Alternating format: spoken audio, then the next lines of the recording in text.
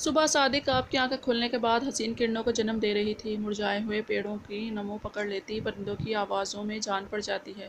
پرندے چہچہانے لگتے ہیں، مشرق و مغرب، شمال جنوب، چاروں طرف صبح کی کرنیں آسودگی پھیلاتی جاتی ہیں۔ حسین صبح تمہارے توسط سے بنجر زدہ چہروں پر ہریالی لانے کا سبب بنتی ہے۔ باغات میں لگے پھولوں میں خوشبو کی نئی تازگیاں جنم لینا شروع کر دیتی ہیں۔ حقیقت یہی ہے، آپ کی آنکھیں کھلنا میرے وجود کو فرحت بخش احساس سے نوازتا ہے۔ آپ کے توسط سے صبح پر نکھار چڑھتا ہے اور روشنی کو ضیاء ملتی ہے۔ سچ یہی ہے، صبح تمہارے وجود سے روشن اور آپ کی آنکھوں سے حسین بنتی ہے۔ اس کی آنکھوں پر لب رکھتے وہ زیر لب سرگوشی کر رہا تھا۔ دن اس کی سنگت میں حسین تر گزر رہے تھے۔ نازک سی یہ لڑکی اس کی زندگی میں بہت اہم ہو گئی تھی۔ وہ ہلکا سا قسمساتی کمبل مزید سر تک تان گئی تھی۔ اس کے لبوں پر دلکش مسکراہٹ ابھری۔ سال ہونے کو آ گئے تھے ان کی شادی کو، اور اس کی بیوی آج بھی یوں ہی سہمی سہمی رہتی تھی۔ زاوی کی جان۔ کمبل اس کے چہرے سے ہٹاتا وہ جاندار مسکراہٹ لبوں پر لیے اس کی جانب جھکا۔ اٹھ جائے نا شیری۔ کمبل اس کے چہرے سے ہٹاتا وہ جاندار مسکراہٹ لیے اس کے لبوں پر جھکا تھا۔ ناک کی چمکتی لونگ کو چھیڑتے وہ دھیرے سے بولا، اٹھ جائیں شیری، تم مجھے تنگ کر رہے ہو۔ نیند کی خمار لیے آنکھیں کھولتی وہ خفگی سے بولی تھی، ابھی تو کچھ نہیں کیا وائفی۔ لبوں سے ناک کی نوک چھوتا وہ سنجیدگی سے بولا، زاوی۔ اس کے سینے پر انگلی پھیرتی وہ پیار سے اسے پکار رہی تھی، مجھے ریسٹورنٹ لے چلو نا پلیز۔ سوار نے بھویں سکیڑ کر اس کی جانب دیکھا تھا۔ آپ جانتی ہیں نا شیری، آپ نے اپنی ڈائٹ کا خیال رکھنا ہے، باہر کی چیزیں نہیں لے سکتی آپ۔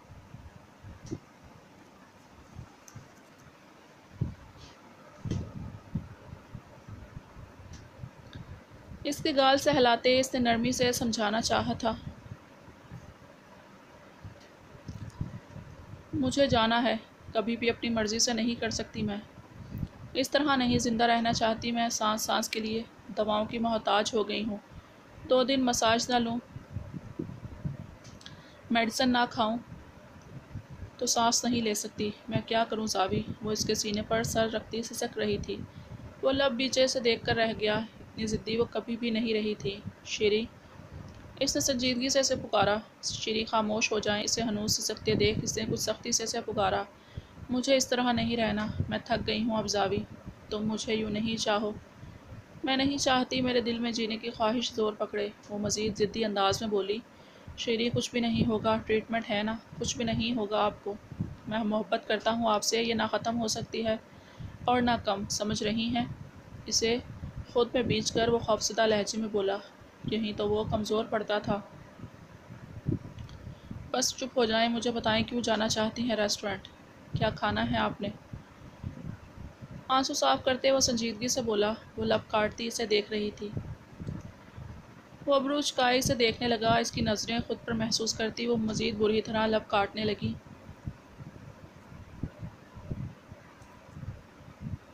شیری، آپ مجھے اگنور کرتی ہیں، مجبور کرتی ہیں کہ میں سختی سے پیش آؤں۔ اس کی گرفت میں کچھ سختی محسوس کرتی وہ شکوہ کناہ نظروں سے اسے دیکھنے لگی۔ وعدہ کیا تھا نہیں کرو گے غصہ؟ پرشکوہ انداز میں اسے وعدہ یاد کروایا گیا تھا۔ زوار نے بے بسی سے اس کی جانب دیکھا، اسے پوری طرح سختی سے مجبور کر کے وہ اسے وعدہ یاد دلا رہی تھی، نہیں کر رہا غصہ آپ پر۔ اب اگر آپ نے میرا کوئی نقصان کیا تو اپنے انداز میں تلافی کروں گا میں۔ اس بات میں گردن ہلاتے وہ سنجیدگی سے بولا، کیا کرو گے؟ سہمی ہوئی اس کی جانب دیکھ رہی تھی، آپ ابھی جاننا چاہتی ہیں؟ وہ مسکراہٹ دبائے سنجیدہ سا بولا تھا، میرے بارے میں؟ میرے بال بھی اچھے نہیں رہے، دیکھو نا کیسے خراب ہو رہے ہیں۔ لمبی چوٹی اس کے آگے لہراتی وہ روحان سی ہوئی، بیماری کے باعث اس کے بال گر رہے تھے۔ میں بہت پیار کرتی ہوں اپنے بالوں سے زاوی۔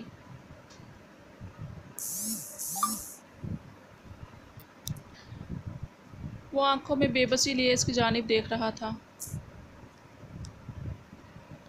خود کو اتنا بے بس اس نے کبھی محسوس نہیں کیا تھا جتنا وہ اس وقت خود کو محسوس کر رہا تھا۔ اس کی آنکھوں کے سامنے اس کی محبت زندگی سے دور ہو رہی تھی۔ تمہیں بھی تو نہیں پسند؟ تمہیں بھی پسند ہے نا زاوی؟ اس کی بھرائی آواز پر وہ لب پیچھے اس کی جانب متوجہ ہوا، شیری مجھے آپ پسند ہیں، آپ بیوی ہیں میری، محبت کرتا ہوں آپ سے، آپ میرے لیے ہر حال میں خوبصورت ہیں میری جان۔ اس کی بھیگی آنکھیں چوم کر وہ سنجیدگی سے بول رہا تھا، بس رونا نہیں ہے، مجھے بتائیں کیا کھانا ہے؟ میری بیوی نے بس کچھ اچھا سا، وہ دھیرے سے بولی۔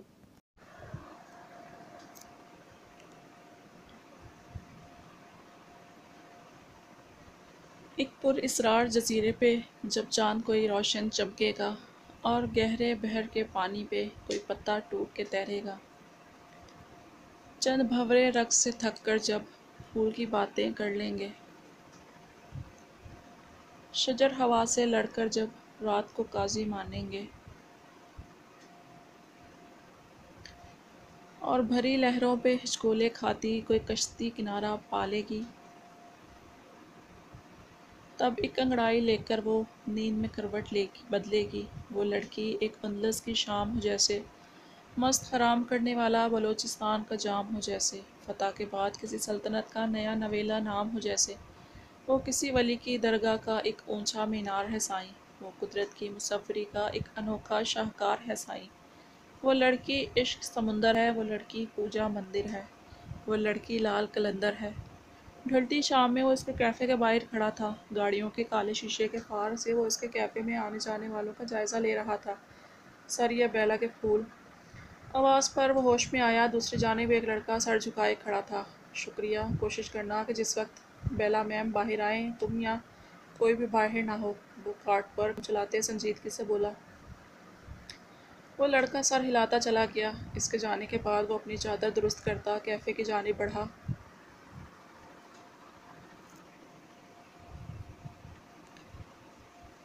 فیہا، وہ سوسر تو پکڑانا، اور سنو تم آج جلدی چلی جاؤ، تمہیں ہسپتال بھی تو جانا ہے۔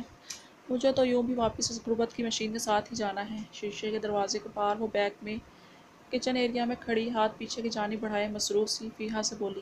فیہا کے ہاتھ کے بجائے بالوں سے بھرے مضبوط بازوؤں پر نظریں جانے پر وہ حیران سے اس کی جانب گھومی۔ آپ کی عادت ہے چوروں کی طرح آنے کی؟ سامنے کھڑے ابراہیم کو دیکھ کر اس کا حلق تک کڑوا ہو گیا تھا۔ چوروں کی طرح آنے کی مجھے نہ تو ضرورت ہے نہ میری عادت ہے، سوسر اس کے ہاتھ میں پکڑاتا وہ اپنے مخصوص انداز میں بولا۔ کیوں آئے ہیں اس وقت؟ وہ ناک چڑھاتی تنگ کر بولی تھی۔ اپنی بیوی کے غربت کے طعنوں سے پریشان ہو گیا ہوں میں، اپنے کیفے میں کوئی نوکری ہی دے دے مجھے، کوئی غربت کی مشین کا ٹیگ تو دور کر سکوں۔ وہ اطمینان سے بولتا اس کے ہاتھ سے نائف لے چکا تھا۔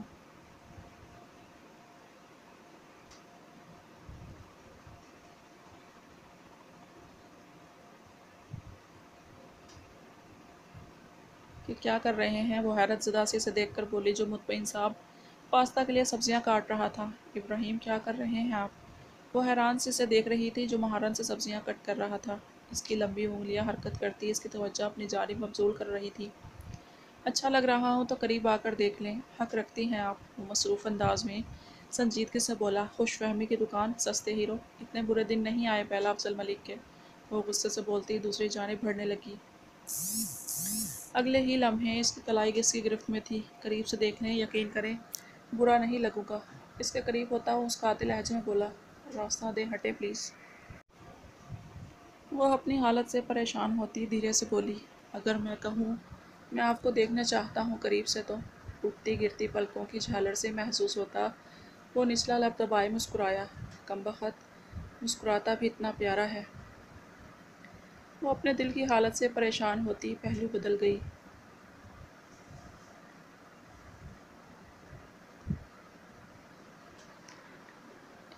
اس کے لبوں پر جاندار مسکراہٹ ابھری۔ اپنی دلکشی سے وہ اچھی طرح واقف تھا۔ اچھا سنیں، کسی کام سے جانا پڑ رہا ہے، مغز پر رات زیادہ ہو جائے گی، آج آپ کو زاوی پک کر لے گا۔ اس کی کلائی آزاد کرتا وہ سنجیدہ ہوتا نرمی سے بولا۔ مجھے کوئی فرق نہیں پڑتا، وہ جلدی سے بولی۔ جانتا ہوں آپ کو کوئی فرق نہیں پڑتا۔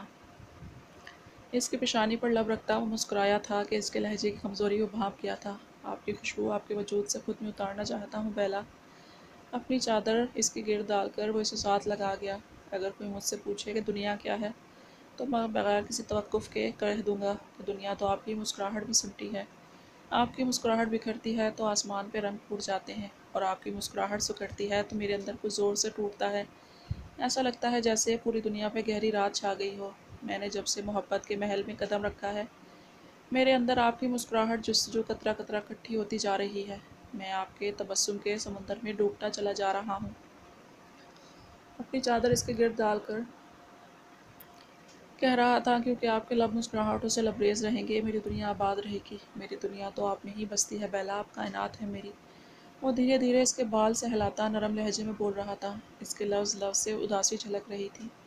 اور نہ جانے کیوں یہ اداسی بیلا کو اپنے دل میں اترتی محسوس ہو رہی تھی۔ وہ اس سے پوچھنا چاہتی تھی، اسے روکنا چاہتی تھی، لیکن جب بولی تو بس یہ چھوڑے مجھے پلیز۔ اس کے کہنے پر وہ زخمی مسکراہٹ لبوں پر لیے الگ ہوا۔ اس کا دل یکدم ہی دھڑکنے سے انکار کرنے لگا، جیسے ابراہیم ملک کا الگ ہونا برداشت نہیں ہوا ہو۔ وہ خود اپنی حالت سے پریشان ہو رہی تھی۔ وہ چاہتی تھی پوری عمر اسی حصار میں گزارے۔ بیلا باجی ایسے کیوں کھڑی ہیں؟ پوگو کی آواز پر وہ چونک اٹھی۔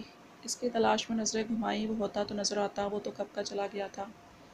آج ہی چلیں، فیہا کو ابراہیم بھائی نے ڈراپ کر دیا ہے، اور آپ کے لیے بھی ڈرائیور آ گیا ہے۔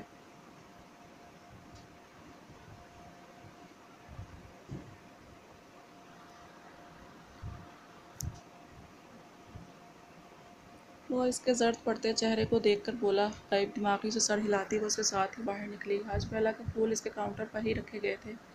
ابھی کون آیا تھا کیفے میں؟ پوگو، کس نے رکھے ہیں یہ پھول؟ اس نے کیفے میں ارد گرد دیکھ کر سوال پوچھا۔